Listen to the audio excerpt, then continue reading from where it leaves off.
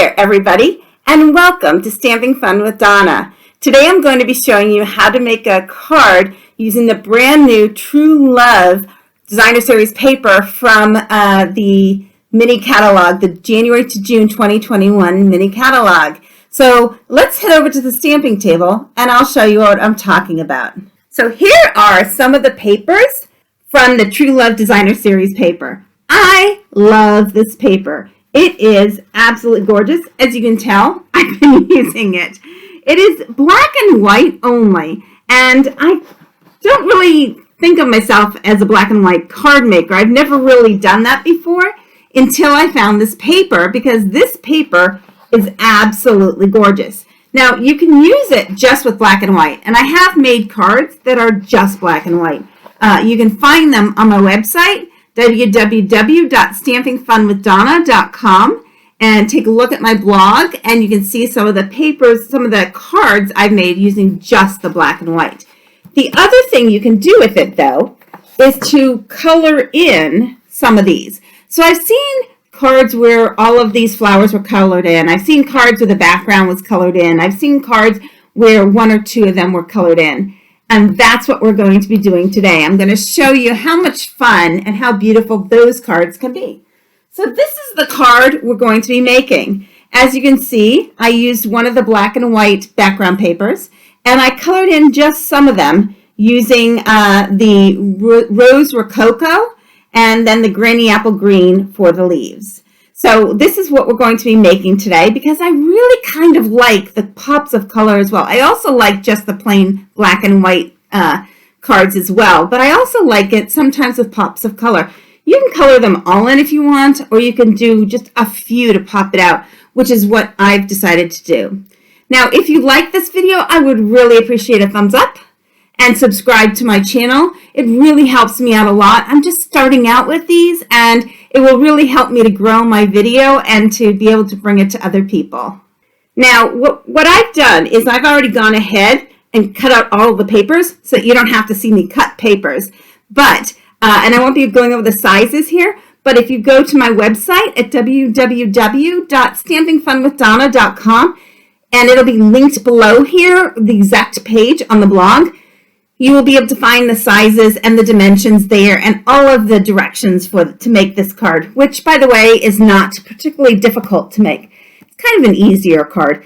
So we're going to go ahead and put this over here so that you can see it while we go ahead and get our stamping started. Let me grab my supplies, which I placed up there. The first thing I did, of course, is create the background piece, the card front.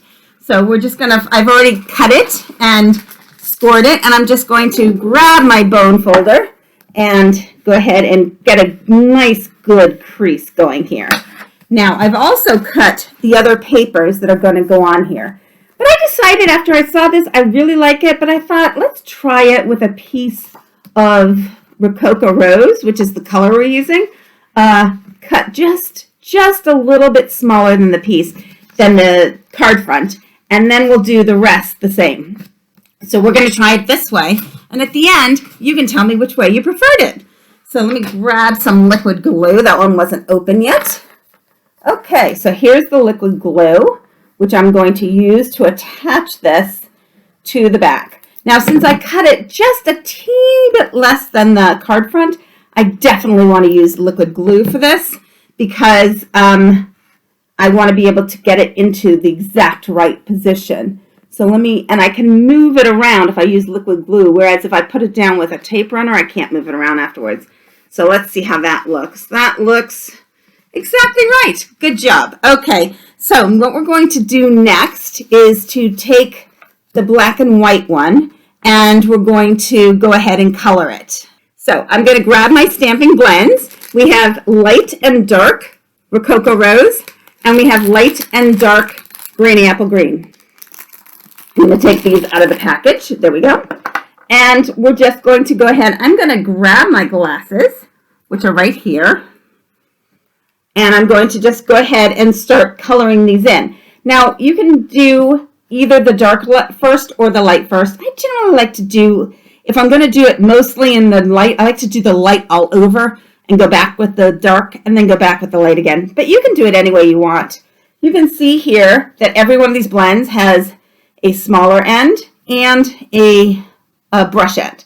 So the smaller end is for more details. The brush end is what we're going to be using right now, because what we are going to do is to just choose 3 flowers in different spots. I think this one, and this one. And we're just going to go ahead and mostly fill it in. Now, I do like to leave a little bit of white while I'm coloring, and I don't want to get too close to the edge because it spreads a little bit after you put it on. But put it mostly on, and you can see there I got a little bit into the leaf, but you don't have to worry about that. We'll be able to move that along. I didn't realize that was a leaf when I started doing this, and I was doing it a little bit too fast. But we're basically just trying to color these in. And again, not being tremendously precise at this point, and we will be going back over them and adding and subtracting. These look like, well, these are definitely flowers. I'm trying to figure out if these are leaves or flowers. I think we'll do them as flowers.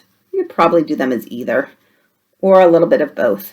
Okay, there we go. And then we have one down here that we're also going to fill in using this, and you do want to leave it for a few seconds because you want the ink to dry up a little bit before we go and use the dark. And what I'm going to do with the dark is to use the more precise end, and where the Stampin' Up artists have placed some black darker spots is where I'm going over this with the darker Rococo Rose, and where the petals seem to meet is another good spot to do it in. So we'll do it like this and just get it around and just get some shading. What we're doing here is creating shading and creating different colors.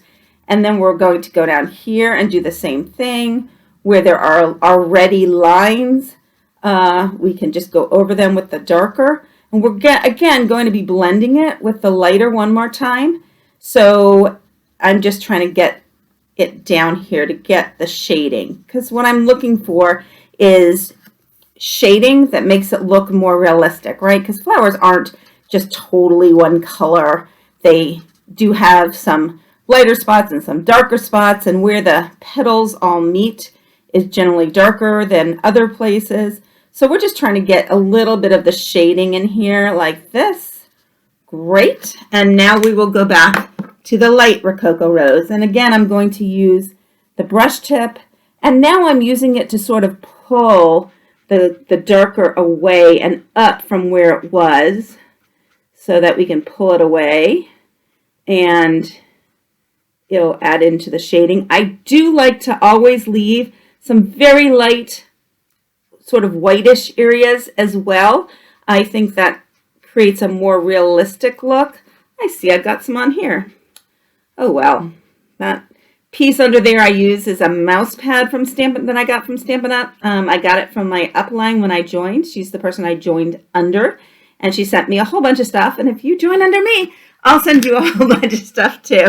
So you can always get things like that. But that's just a mouse pad I have that I like because it gives me some give when I'm stamping. So it's really good. Alrighty. We're almost done here.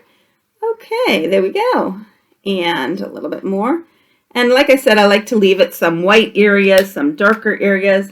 This one here looks like it could use a little bit more in here. And let's take a quick look at how that's going. Pretty good. I actually want to add a little bit, I think, of pink here, so it's not quite so white along the edges. And other than that, I think it looks very good. I hope you like that too. It's got a lot of shading now. You can see there's some whiter areas, there's some darker areas. I also wanted to show you one of our tools, which is one of the more overlooked ones, is the color lifter. So I got a little bit out of the lines here, and I want to sort of pull it back in, and it sort of erases it. See how that goes? When that dries, you won't see that so much. But you can also use it in areas that you think got a little bit too dark, like here. And we can do that, and it's going to lift it as well. So that's great. All I need is a piece of paper, a scrap.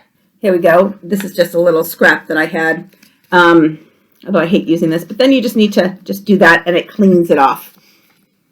And so now what we're going to do is just check it all over, make sure, oh, here we want to bring it back in a little bit to erase it a little bit. There we go.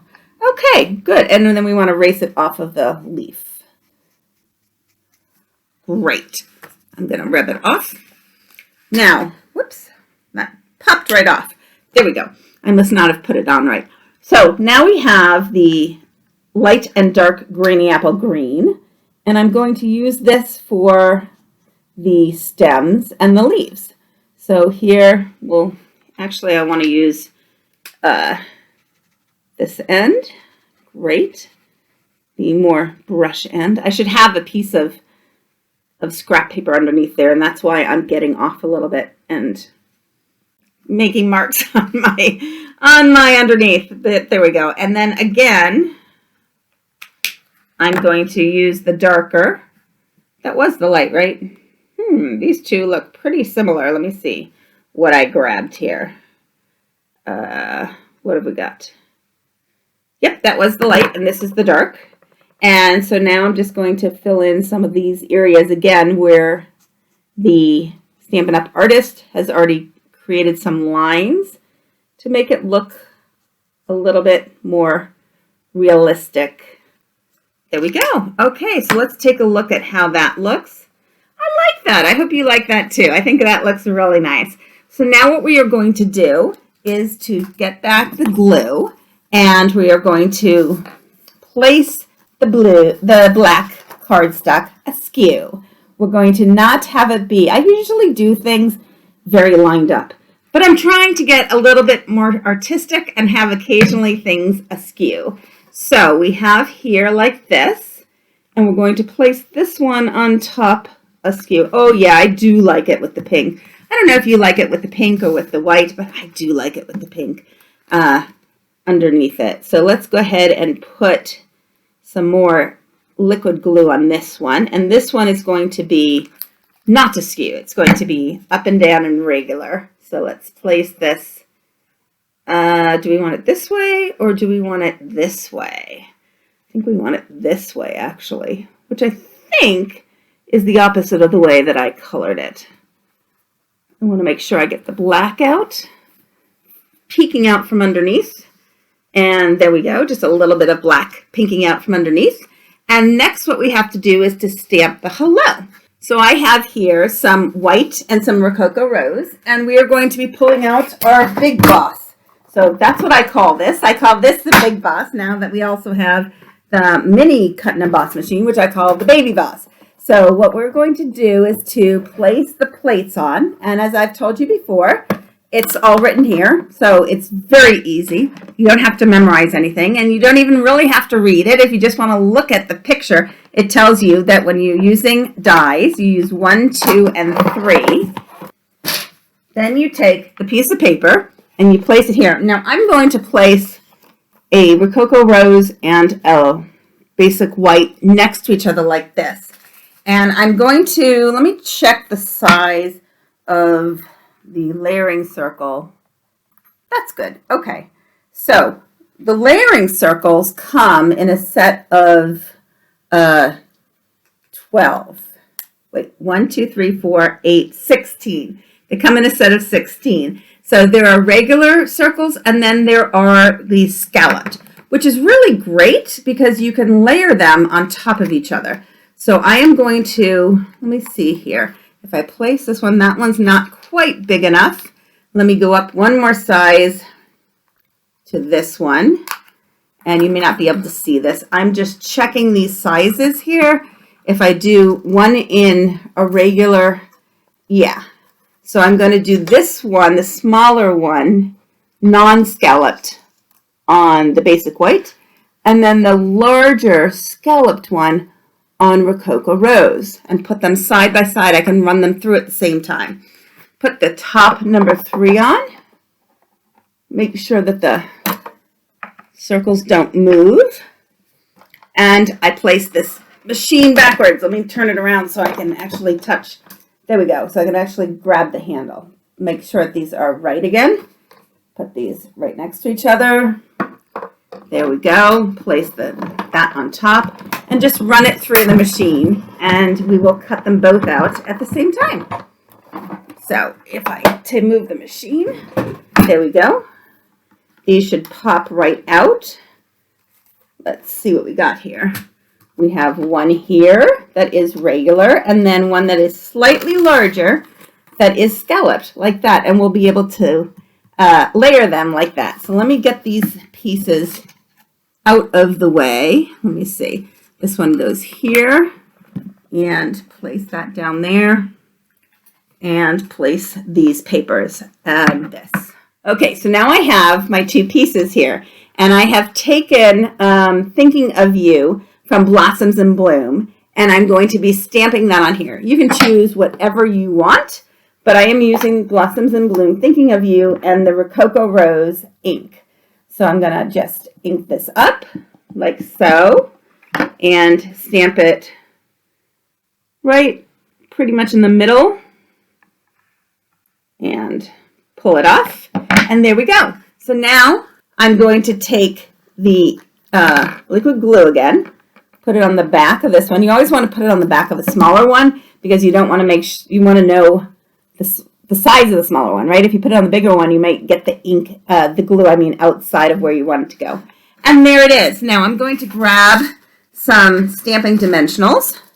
If you know me, you know I have to always use Stampin' Dimensionals, and generally I use them on other things as well, but when I do a sentiment, I usually pop it up. I just think it looks so nice when I do that. Let me move this stuff out of the way. There we go, and then put this here. I'm just using the edges. I'm getting down low on this one. You can tell it's falling apart. So I'm just using the edges. You can use every bit of this and not waste any of it. And I forgot one thing, and that is that we were going to put on ribbon. And the ribbon is this ribbon here. It's Blushing Bride Metallic Ribbon from the Fine Art Gallery Suite from the new mini catalog. Let me grab my scissors and cut it off. Now the problem is that I was going to place it around the back of this, and I totally forgot to do that. So let me see if I can pull this up a little bit, because it's a little bit easier with the liquid glue than it is with the non-liquid glue. It might just make it a little bit lower than the other one, just because I did that, and it'll be easier. So what I'm going to do here is to place this here. Yeah, that'll work. And then let me glue this back down. Just putting some more liquid glue on here. I don't want to rip the paper in any way that we will see it. So that's the issue there. And then go ahead and tie a knot. Now with this ribbon, as you can see, this side doesn't have any metallic on it, and this side does. So I generally do not use a bow with it because I can't seem to make it work right with a bow. So what we're going to do here is to use the liquid glue, and to glue a little bit here and to glue a little bit here. I like to do that because it does keep it a little bit better. So I am going to be making just a little knot, and when I make the knot and pull it through, it's the wrong way, right? So I'm just going to twist it. And then what I want to do is to use glue dots to hold down both the knot and the pieces, and that will keep it a little bit better, because otherwise it may come apart. Let me see, where have I got? Okay, here. So we're going to put a glue dot here, and then we're going to make a little knot and press the knot down, turn this one over, press the knot down on top of the glue dot. And now what I'm going to do is to put another glue dot. Let me grab my glasses again. I want to make sure that I do this correctly. And grab a glue dot. I cut this ribbon just a little bit too short. But we can make this work, right? Because there are no mistakes in stamping. You just keep going and you just figure out what you can do to make it work. That's why you never throw out anything, because you can always make it work. Okay. And did I get that down? Yep. And then place that on top. That's going to keep the knot here a lot better than if you hadn't used the glue dots and the glue. That's why I like to do that. Now I have my piece here, which I've already put the stamping dimensionals on, and there we go. So I'm going to place it right here, and there you go. Now, you can see that I made this one a little bit bigger than this one, and the only reason for that is because the sentiment itself was larger. But you can do it whatever size fits the sentiment. So I'm going to go ahead and place some basic pearls on this as well. Now, what I'm using for this is my Take Your Pick tool. It's a great little tool, and it's got interchangeable ends. So this one here, you can change this one with a paddle, but this is your paper piercer tool, and you can use it as well to place this. And I'm going to put one here. You can also use the other end. The other end is a putty tip. Let me go ahead and open that one so you can see this one as well. And you just use it to pick this up and place it right here. I think that worked even better. I think this is a little long. Let's see if I can get that off. There we go. And pick up this one here and place it maybe here. Great! And there you go. That's our card for today. It really is a beautiful card, and it didn't take that long to actually make. Like I said, you can use the paper just as the black and white, or you can do what we did and color in some of it, or you can even color in all of it. So here's the card we made today, and here's the other card. I'd love to know which one you liked better. Thank you so much for watching with me. Again, if you would go to www.stampingfunwithdonna.com, there you'll find all the sizes and directions on how to do this, and it's going to be linked below. If you could give me a thumbs up, I would really appreciate it. And if you want to receive my newsletter, make sure to send me a contact page, and you can get weekly inspiration in your inbox. Thanks so much for spending some time with me. Bye!